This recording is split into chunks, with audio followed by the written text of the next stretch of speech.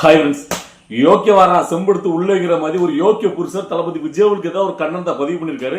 அவர் தான் தக்க பதிலடி கொடுக்குறா இந்த வீடியோ பதிவு. ஸ்கிப் பண்ணாம ஃபுல்லா பாருங்க, ஓகேவா? யாருன்னு கேட்டீங்கன்னா பிஜேபி சேர்ந்த மிஸ்டர் அண்ணாமலை அவர்கள். அதாவது யாருக்காக முட்டு கொடுத்து தளபதிக்கு எதிராக கண்ணத்தை பதிவு பண்றாருன்னா, டிஎம்கே சேர்ந்த தலைவர் முதலமைச்சர் மு.க. ஸ்டாலின் அவருக்கு ஆதரவாக தளபதி விஜய் எதிர்த்து தன்னுடைய கண்ணத்தை பதிவு பண்ணியிருக்காரு. அதாவது அவர் சொல்றாரு, ஒரு முதலமைச்சரை பார்த்து, அதாவது ஒரு மேடையில அங்கிள் சொல்றது எந்த வேலை ஏற்றுக்கொள்ள முடியும், அது ஒரு நாகரிகமான பேச்சா? அதாவது இப்ப விஜயை பார்த்து திமுக காரங்கள்லாம் பூமர் மாதிரி பேசுறாரு, அவர் ஒரு பூமர் அப்படின்னு சொன்னா அவர் ஏத்துப்பாரா? அவர் மனசு புண்படாதா? என்னங்க இதெல்லாம் பேச்சு? அது மட்டும் இல்லாம அவர் தாய்மாமங்கிறது பாத்தீங்கன்னா வார்த்தையை பயன்படுத்துறது கொஞ்சம் யோசிச்சு பயன்படுத்தணும்.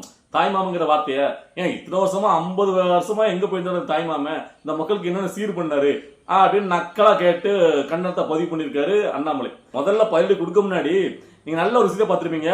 அதாவது எப்பெல்லாம் திமுக தளபதி விஜய் போட்டு பழக்கிறோ அப்பெல்லாம் பாத்தீங்கன்னா விடுதலை சிறுத்தைகள் திருமாவளவர்களோ இந்த கம்யூனிஸ்ட் இப்பெல்லாம் வர்றவங்களோ விடையும் இன்னைக்கு புதுசா இந்த அண்ணாமலை பொத்துட்டு வந்திருக்காரு. அதை முக்கியமா நம்ம நோட் பண்ணணும், ஓகேவா?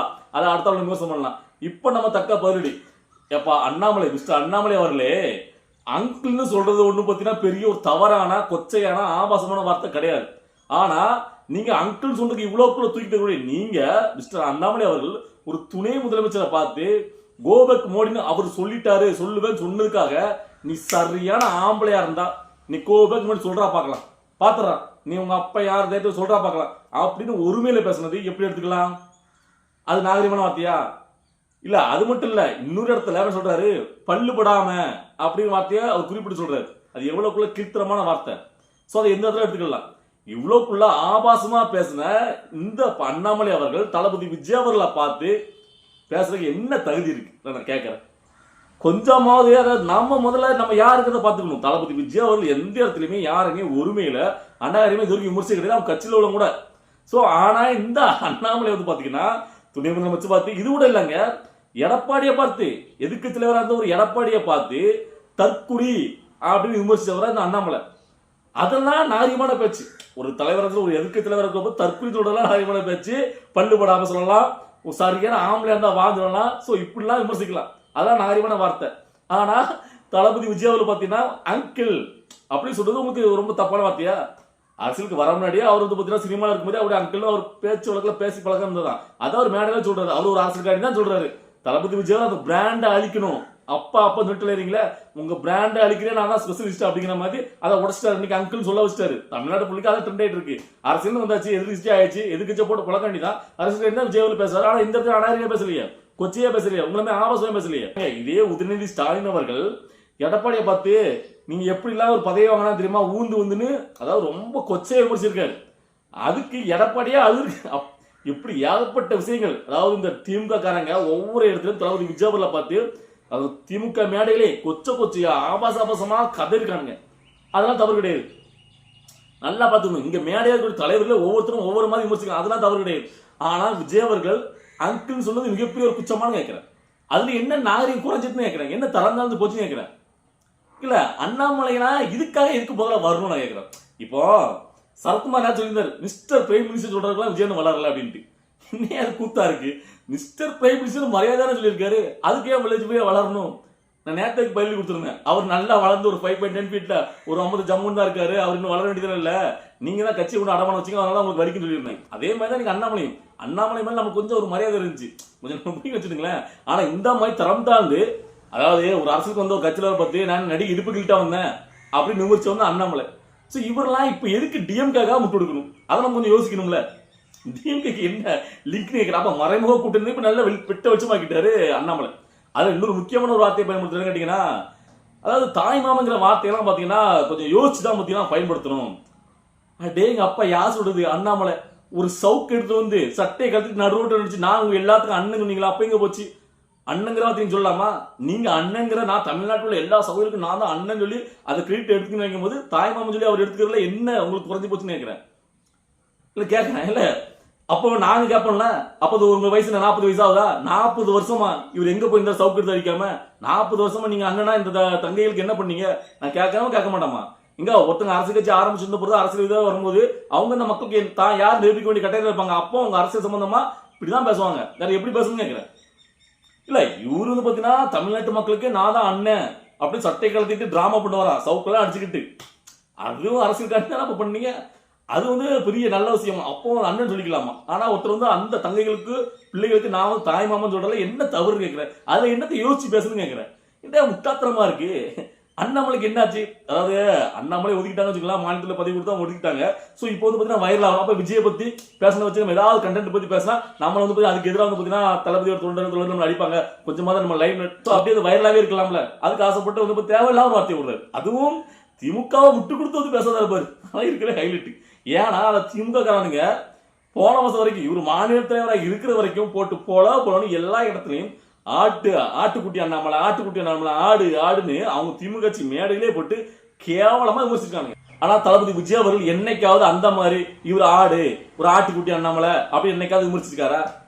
சரி, பண்ண மாட்டாரு. அதுதான் தளபதி விஜயோட நாகரிகம். அதாவது இங்க நாகரிகத்தை பத்து மட்டும் நீங்க வேற யாருக்குனாலும் கிளாஸ் எடுங்க, தளபதி விஜயோட கிளாஸ் எடுக்க வராங்க. அதை திரும்ப நான் ஆணித்தரமா சொல்லுவேன். அதாவது நாம வந்து தளபதி விஜய்க்கு சப்போர்ட் பண்ணி பேசுறாங்க. சில பேர் சொல்றானுங்க ரசிகர்ங்கிற பொருளை போய் தூக்கி பிடிக்கானுங்க. என்னடா இதே முட்டாப்பா இல்ல, அவர் தெளிவா அந்த மாட்டவன் சொன்னா நல்லா கவனிச்சிங்களா? அதாவது இங்க வந்து பார்த்தீங்கன்னா அரசுக்கு ஒருத்தர் நல்லவன் கெட்டவன் பாருங்க, உண்மையானவனா அவன் உண்மையானவனான்னு பாருங்க. உண்மையா அந்த மனுஷன் உண்மையா இருக்காருயா. அதாவது சினிமாவோட அந்த கிரேஸ் இருக்குல்ல, அது ரொம்ப நாளைக்கெல்லாம் நிக்காது. நல்லா புரிஞ்சுக்கணும். அவருடைய ஹேபிட் எப்படி இருக்கு, அவருடைய நடத்தை எப்படி இருக்கு, அவர் எப்படி பழகுற விதம் எப்படி இருக்கு, அவர் என்ன மாதிரி எடுத்து வைக்காரு, அவர் எப்படி உண்மையா இருக்காரு, அதான் பார்க்கணும். ஒரு சினிமாக்காரங்கிறக்காண்டியே ஒருத்தர் ஒதுக்கணும்னு எந்த அவசியம் கிடையாது. நான் வந்து பாத்தீங்கன்னா சினிமா கிரேஸ்லாம் போயிட்டு அவர் சப்போர்ட் பண்ணல. நான் அவருடைய அரசியல் வந்ததுக்கு அப்புறம் தான் அவர் அரசியலை பார்த்தா சப்போர்ட் பண்ணிட்டு இருக்கேன். இங்க வர நான் தமிழ் கட்சியில இருந்து நிறைய பேர் பொங்கிட்டு வரானுங்க. அதாவது சீமானா நேக்க பொங்க ஆரம்பிச்சு இல்ல. இப்ப தமிழ்நாட்டில் என்ன மாதிரியான ஒரு அவதூறு பரப்பிட்டு இருக்கான்னு கேட்டீங்கன்னா, அதாவது டிஎம்கே ஏடிஎம்கே சப்போர்ட் பண்றவங்க பெரிய முதிர்ச்சியானவங்களாம். அவங்களாம் பாத்தீங்கன்னா முற்போக்கு சிந்தனை இருக்கா, அவங்களாம் பாத்தீங்கன்னா அதை பெருமையா நினைச்சுக்கலாமா, நல்லா பார்த்துக்கணும். அதே மாதிரி நாம் தமிழ் கட்சி சப்போர்ட் பண்ணவங்க தமிழங்கிற உணர்வோடு இருக்காங்களா, அவங்க சித்தாந்தவங்க இருக்கான். அதே இது விஜய சப்போர்ட் பண்றவங்க ஆதரவு தெரிவிக்கவங்க பாத்தீங்கன்னா வெறும் சினிமா ரசிகர்களாம், அவங்க தற்கூரிகளாம், அவங்களுக்கு அரசியல் ஞானமே கிடையாதான், சும்மா விஜய்ங்கிற கிரேஸுக்காண்டி பின்னாடி போயிட்டு இருக்காங்க. அப்படிங்கிற மாதிரி ஒரு அவதூறு மாயை கட்டமைச்சிட்டு இருக்கானுங்க. முதல்ல நல்லா ஒன்று புரிஞ்சுக்கணும். நானாவது விஜய் வந்து ரசிகரா அவரோட ஹீரோவா நான் பார்க்கல. அவர் ஹீரோ இருக்குமா இவ்வளவு தூக்கி பிடிச்சி அவருக்கான சப்போர்ட் பண்ணி ஒரு நாள் பேச கிடையாது. அவர் எப்ப அந்த ஹீரோ அந்த இமேஜ்ல இருந்து ஒரு அரசியல் ஆரம்பிச்சுட்டு தில்ல கெத்தா இந்த அரசுக்குள்ள வந்தாரோ, தைரியமா மத்தவங்க இல்லாத ஒரு தைரியத்தோட அவர் வந்தாரோ, அப்பதான் எனக்கு ரொம்ப ரொம்ப அவர் பிடிக்க ஆரம்பிச்சது. அதுக்கப்புறம் அவருடைய அரசியல் நான் சப்போர்ட் பண்ண ஆரம்பிச்சேன். இதே மாதிரி நிறைய பேர் இருக்காங்க. அதாவது பாத்தீங்கன்னா அவருடைய அரசியல் வருகைக்கு முன்னாடி அவர் தூக்கி பிடிச்சு கொண்டாடுறதுக்கு இந்த சினிமால மட்டும் கொண்டாடுறதா நாங்க ஏகப்பட்ட பேர் கொண்டாடலாம். எல்லாரும் நிறைய பேரை ஒவ்வொருத்தருமே நம்மளுக்கு பிடிக்கும். அதுல எல்லா நடிகருமே இருப்பாங்க. சோ ஆனா எல்லாரும் இவ்வளவுக்குள்ள தூக்கி பிடிச்சு நம்ம கொண்டாடல. யாரு தளபதி விஜய் அவர்கள் ஒரு அரசியல் வரும்போது தான் அவருக்கு இவ்வளவுக்குள்ள நம்ம வந்து சப்போர்ட் பண்றோம். ஏன்னா இங்க எத்தனை பேர் அவங்களுடைய பர்சனல் லைஃப் ஃபேஷன் சொல்லிட்டு கோடி கூட இன்னுமே சம்பாதிச்சு இந்த ரசிகர்லாம் முட்டாளா அவங்களுடைய சுய தேவைக்காக பயன்படுத்தி இருக்கும்போது ஒரு மக்கள் இதுக்காக பயன்படுத்தணும் ஒரு கட்சி ஆரம்பிச்சு அந்த ரசிகர்களா இருக்கிறவங்கள காலகாலமா தனக்கு வந்து பாத்தீங்கன்னா தூக்கி வச்சா கட்ட விட்டு தான் பணம் எல்லாம் பண்ணவங்கள அவங்களுக்கும் ஒரு எம்எல்ஏ எப்படி கொடுத்து ஒரு அளவு பார்க்குற மாதிரி ஒரு கட்சி ஆரம்பிச்சு வந்திருக்காரு அந்த மனுஷன். ஏன்னா எல்லாரும் பாத்தீங்கன்னா இங்க வந்ததுக்கு அப்புறம் தான் பணம் சம்பாதிக்க தான் இந்த ரசிகர் கட்சிகள் வந்திருக்காங்க. அதாவது ஆரம்பத்துல ஒண்ணு இல்லாம இருந்தா கூட நீ கோடி கோடி சொத்து சேர்த்து 3 தலைமை 4 தலைமைக்கு எத்தனை கோடி சேர்த்து வச்சுதான் தெரியும். சோ அப்படி பட்சத்துல அத்தனை கோடி ரூபாய் விட்டுட்டு ஒருத்தர் அரசியல் வந்து அவருக்கு எதிராக தான் எல்லாருமே கிளம்புவானுங்க. சோ அப்போ அந்த மனுஷன் நம்ம சப்போர்ட் பண்ணணும் அப்படின்னு சப்போர்ட் பண்ணுறத மற்றபடி அவர் வந்து ஒரு ஹீரோ, சோ அவர் வந்து பாத்தீங்கன்னா படத்துல இப்படி பண்ணுவார் அப்படி பண்ணுவார், அதனால அவர் இமேஜ் கட்ட அப்படிலாம் கிடையாது. அப்படி இருக்கலாம், அப்படி எல்லாருமே அப்படி கிடையாது, அப்படி சில பேர் இருக்கலாம் ரசிகருங்கிற போறவில்லை. ஆனா ஒட்டுமொத்த பேர் விஜய்க்கு சப்போர்ட் பண்றாங்க எல்லாருமே பாத்தீங்கன்னா தற்கூரிகள். அவங்களாம் ஒரு சினிமா விஜய் வந்து ஒரு சினிமால பார்த்தனால அந்த ஆர்வத்துல சப்போர்ட் பண்றாங்க அப்படின்னு நினைக்கிறது மிகப்பெரிய ஒரு முட்டாத்தனம். நல்லா புரிஞ்சு விடணும். எப்பவுமே ஒரு மாற்றத்தை எதிர்பார்ப்பாங்க, நல்லா புரிஞ்சு விடணும். எப்பவுமே அதாவது காலங்காலமா எந்த ஆட்சி கண்டினியூஸா ஆடிட்டு இருந்தாலும் அதுக்கப்புறம் புதுசா ஒரு மாற்றத்தை எதிர்பார்ப்பாங்க. அது எப்பவுமே உண்டு. அந்த மாதிரி ஒரு மாற்றத்தை நாம் தமிழ் கட்சி தான் மக்கள் கொஞ்ச நாள் எதிர்பார்த்தாங்க. தளபதி விஜய் அரசியலுக்கு வரக்கு முன்னாடி இந்த நாம் தமிழ் கட்சியோட சீமானவர்கள் பாத்தீங்கன்னா பெரிய கொள்கை சுத்தம் இப்போ வரைக்கும் பேசிட்டு பாருல. அவர் இப்போ வரைக்கும் தமிழாங்கிற எல்லாரும் ஒன்றிணைப்பாரு பாத்தீங்கன்னா எல்லா நீங்க பார்த்து ரீசெண்டா தளபதி விஜயோட அரசியலுக்கு முன்னாடி அதாவது யார் யாரெல்லாம் ஏற்றாரோ அவங்களுக்கு காலையில முடிஞ்சாரு. அது வேற விஷயம். இன்னொன்னு பாத்தீங்கன்னா ஒவ்வொரு ஜாதி ரீதியா கொங்கு விட்டுட்டே இருப்பாரு. நீங்க நல்லா தெரியும். ஒரு ஜாதி மாநாட்டில் அந்த ஜாதி மாநாட்டில் போய் தங்கச்சி ஆட்களை நிப்பாட்டுறது, இன்னொரு ஜாதி சங்கம் அங்க நடத்துற மாநாட்டை போய் அங்க போய் தங்கச்சி பேர் பண்ணி இதைத்தான் காலங்காலமா எங்களுக்கு திராவிட கட்சிகள் எங்க வந்து பெரும்பான்மையா ஜாதி இருக்கோ அந்த அங்க வந்து தங்களுடைய வேட்பாளர் அறிமுகப்படுத்துவாங்க. சோ அங்க அவங்க நிப்பாட்டுவாங்க. இது வந்து வழக்கமா திராவிட கட்சி பண்றதுதான். இதே தான் இவர் பண்ணிட்டு இருக்காரு. இவருக்கு தான் வரலாறு எல்லாம் தெரியும். தமிழுக்கு நான் என்னுடைய வரலாறு போச்சேன், தமிழர் வரலாறு எங்க பதிவு தெரியும் சொல்லிட்டு இவர் புதுசு புதுசா அந்த கதையை விட்டு தேவையில்லாம சர்ச்சை தான் நடைபெற்று இருக்காரு. எல்லா இடங்களும் நீங்க பாருங்க இந்த ஜாதி சண்டையே தான் உருவாயிட்டு இருக்கு. சோ ஆனா அந்த இடத்துல இவர் வந்து பாத்தீங்கன்னா இப்ப வரைக்கும் பாருங்க இந்த மாநாட்டில் மதுரை மாநாட்டில் தளபதி விஜய் எங்கேயாவது மதுரையில போனா யார் யாரெல்லாம் எடுத்து பேசலாம்னு அவருக்கு தெரியும். இந்த கூட இருக்கவங்க அதெல்லாம் சொல்லிக்க மாட்டாங்களா? மதுரைனால யாருக்கு நினைவு வரும்? மதுரை எந்த சமூகம் அதிகமா இருக்கு, எந்த தலைவரை பேசினா இங்க பயங்கர ஒரு வயலாகும், நமக்கு ஓட்டுகள் அப்படியே அழலாம் அப்படின்னு அவங்களுக்கு தெரியாதா, சொல்லிருக்காம இருந்திருப்பாங்களா, இல்ல அவருக்கு தெரியாம இருக்குமா? வரலாறு எல்லாருமே தான் சொல்லி தெரியுமா வரலாறு. ஆனா அப்படி இருந்தும் அந்த மதுரையில வந்துட்டு அது சம்பந்தமா போகாம, ஏன்னு கேட்டீங்கன்னா அப்படி போனோம்னா குறிப்பிட்ட ஒரு மதத்தையோ குறிப்பிட்ட ஒரு ஜாதியோ நம்ம போன மாதிரி இருக்கும். சோ அப்படி கிடையாது, நம்ம எல்லாருக்குமான ஒரு கட்சி, அதனால அதெல்லாம் நம்ம தொட வேண்டாம், எதையுமே இந்த ஜாதி ரீதியா மாதிரி எதுவும் தொட வேண்டாம் அப்படின்னு சொல்லிட்டு அதை அப்படி அந்த அதுக்குள்ளேயே போகாம அவர் இருந்தாரு பாருங்க. இங்க நிறைய பேர் சொன்னானுங்க கவின் விஷயத்தையா இவ்வளவு கூட அழுத்தம் கொடுக்கணும், கவினுக்காக பேசணும், கவின் அவருக்கு தெரியும் எந்த விஷயத்தை கையில் எடுத்து பேசணும், இதை பேசக்கூடாது. என்ன ரொம்ப எனக்கு வந்து ரொம்ப பிடிச்சிருந்துச்சு அந்த இடத்துல வந்து பாத்தீங்கன்னா, ஏன்னா இந்த ஜாதியை வச்சுதான் இங்க நிறைய கட்சிகள் பயங்கரமான ஒரு அரசியலை பண்ணிட்டு இருக்காங்க, ஜாதியும் மதத்தையும் வச்சு. ஆனா அந்த அரசியல ஒருபோது தளபதி விஜய் கையில் எடுக்க மாட்டார் நின்னார் பாருங்க. அவர் அதை சார்ந்து அடிக்கவே இல்லை. அவர் எப்பவும் போல தன்னுடைய கோல் என்ன அதை நோக்கி பயணிக்கார்ல, அதுக்குள்ள போகாம. இல்லைன்னா மதுரையில அவர் இன்னும் நிறைய விஷயங்களை பேசிருக்கலாம், பேசினா இதோட பயங்கரமா இன்னும் இப்பவே பாத்தீங்கன்னா தீ பத்திக்கிட்டு எரியுது, அவ்வளவு பேர் ஒட்டு மொத்தம் தளபதி விஜய் இருக்காங்க. சோ இதை விட பயங்கரமா அவர் வந்து சென்சர்ல பேச முடியும். ஆனா அவர் அது பண்ணல, அது எனக்கு ரொம்ப பிடிச்சிருந்துச்சு. நான் எதை சொல்றேன்னு உங்களுக்கு எல்லாம் புரிஞ்சிருக்கும், எந்த விஷயத்தை அவர் பேசாம விட்டாருன்னு அதை நான் சொல்லிட்டு இருக்கேன். சோ அப்படி இருக்க பட்சத்துல தளபதி விஜய் சப்போர்ட் பண்ணா ஏதோ வந்து பாத்தீங்கன்னா அவரு எப்பா நீங்க எல்லாம் காலங்காலமா அடிமையா இருக்க ஒரு கட்சிக்கு பரம்பரையா, அதாவது தாத்தா அப்பா மகன் பேரண்ட் எல்லாருக்கும் பாத்தீங்கன்னா வரிசையா அவங்க குடும்பத்தான் சரிப்பட்டு வரும், அவங்க குடும்பம் தான் தமிழ்நாட்டை ஆளணும், அதான் கரெக்டா வரும்னு சொல்லி அவங்களுக்கு முட்டு கொடுக்குறது உங்களுக்கு பெருமையா இருக்கு. அவங்க வந்து பாத்தீங்கன்னா பெருமையா சொல்லுகிறதும் தளபதி விஜய் சப்போர்ட் பண்ணா அது வந்து பாத்தீங்கன்னா ஒரு தற்குறிகள், அவங்க அரசியலை பத்தி தெரியாது அப்படின்னு சொல்றது மிக மிக கேவலமான ஒரு அரசியல். என்ன நீங்க பார்த்தா இருக்க போறீங்க. அதாவது தளபதி விஜய் அந்த இடத்துல ஒரு நல்ல நறுக்கு ஒரு பாயிண்ட் வச்சிருப்பாரு, அது எல்லாருக்கும் எத்தனை பேருக்கு புரிஞ்சு தெரியல. அதாவது ஒரு நல்லவன் கெட்டவன் நீங்க பார்க்கறதோட உண்மையானவனா பாருங்க அப்படின்ட்டு ஒரு குட்டி கதை சொன்னார். அது 100% உண்மை. நீங்க வந்து பாத்தீங்கன்னா அரசு பண்ண அவர் யாரு உண்மையா இருக்குது, மிக உண்மையா இருந்தாலே எல்லாமே மாறிடும், அது கரெக்ட் தானே. இப்ப என்ன பொறுத்த வரைக்கும் மக்கள் தலைவனா எப்படி பாக்குறது, அதாவது பாத்தீங்கன்னா ரொம்ப படிச்ச மெத்த படிச்ச மேதாவி, அரசியல் உலக அரசியல் கரைச்சு குடிச்சவரு, நல்ல 1 மணி நேரம் விட்டாலும் நல்லா பேசக்கூடியவரு, எத்தனை பேர் என்ன மாதிரி கை விட்டாலும் அதை தங்கு தடையாம அவர் பதிவு கொடுப்பாரு அப்படிங்கலாம் ஒரு திறமை, அது வந்து ஒரு தலைவருக்கு இருக்கக்கூடிய ஒரு பண்பு இருக்கணும். ஆனா அது மட்டுமே ஒரு மக்கள் தலைவனுக்கு அடையாளம் கிடையாது. நான் அதான் சொல்லுவேன், என்னோட வீடியோக்கு தொடர்ந்து பார்த்து தெரியும். ஒரு மக்கள் தலைவர் உண்மையிலேயே இந்த மக்களுக்காக என்ன பண்ணணும், அவங்க நல்லா இருக்கிறதுக்கு என்ன பண்ணணும், சிம்பிளா உனக்கு புரியுது இல்ல. அதாவது இந்த மக்கள் இவ்வளவுக்குள்ள இருக்காங்க, இவங்களுக்கு ஏதாவது மாற்ற முடியுமா, நம்மளால அது முடியுமா, அதை செய்ய முடியுமா, அதை சுய முடிவு எடுக்கிற அளவுக்கு அந்த திராணி இருக்கணும், அதை செய்யக்கூடிய ஆற்றல் இருக்கணும், தைரியமும் அந்த தன்னம்பிக்கை இருக்கணும்.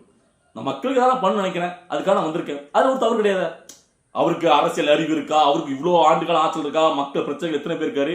இங்க நான் கேட்கிறேன், இங்க காலங்காலமா மக்கள் பிரச்சனை போராடிய நல்ல கண்ணுமாதிரிகளை தோக்கடிச்சது யாரு இல்ல நான் கேட்கிறேன்.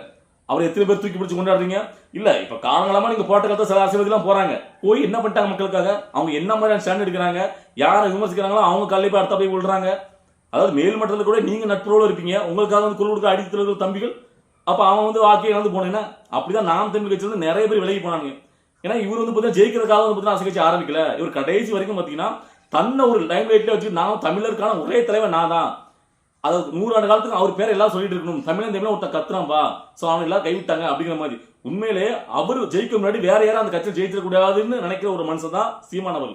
அதான் அந்த கட்சியில் உள்ள ஒரு ஆளே கட்சி விட்டு வெளியே போகும் தெளிவா சொல்லிட்டு போயிட்டான். இல்ல இந்த லட்சத்துல இவர் கொள்கை சித்தாதுன்னு பேசும்போது உங்களுக்கு சிரிப்பு தான் வருது. சோ இதை பார்த்துட்டு இருக்கும்போது உங்களுக்கு என்ன தோணுது, எந்த மாதிரி தளபதி விஜய் வரல, அதாவது தமிழ்நாட்டு அரசியல்ல தளபதி பத்தி பேசாம எந்த ஒரு அரசியலும் பேச முடியாது.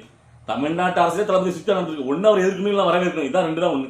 இல்ல இந்த இடத்துல இன்னொருத்தரை பத்தி குறிப்பிடும், அதாவது பாண்டே இருக்காருல்ல, அவர் உண்மையிலே நம்ம பாட்டுங்க, அவர் உண்மையிலே பிஜேபிக்கு செம்படிக்கிறவராக வந்து பிஜேபிக்கு முட்டு கொடுக்கிறவராக இருந்தாலும் இந்த இடத்துல தளபதி விஜயோட மாநாட்டில் நடந்த விஷயங்களை பத்தி தெளிவா பேசியிருந்த ஒரே மனுஷன், பிஜேபி ஆதரவாளர் இருந்து உண்மையை பேசின ஒரே மனுஷன் நான் பாண்டே மட்டும் சொல்லுவேன்.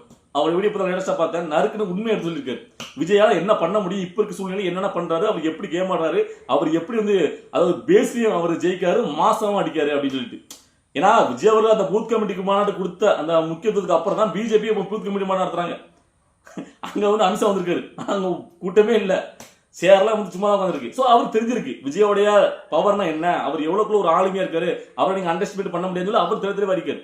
ஆனா அந்த அண்ணாமலைக்கு தெரியல, உட்கார்ந்து போது தேவையில்லை ஒரு முட்டு இதெல்லாம் என்ன குழப்பம் இல்லை நான் கேட்கறேன். ஸோ நிறைய கதர்கள் பயிரோடுக்கு நம்ம ரெடியா இருக்கும். ஸோ தொடர்ந்து நம்மளுடைய வீடியோக்களை பாருங்க. ஸோ இந்த வீடியோ பார்க்கும்போது உங்களுக்கு என்ன பிடிச்சிருந்துச்சு, நீங்க எதை பத்தி பேச நினைச்சீங்க, ஏதாவது உங்களுடைய கருத்துல கமெண்ட்ல பதிவு பண்ணுங்க, நான் ரிப்ளை பண்ண தயாரா இருக்கேன். பாய்.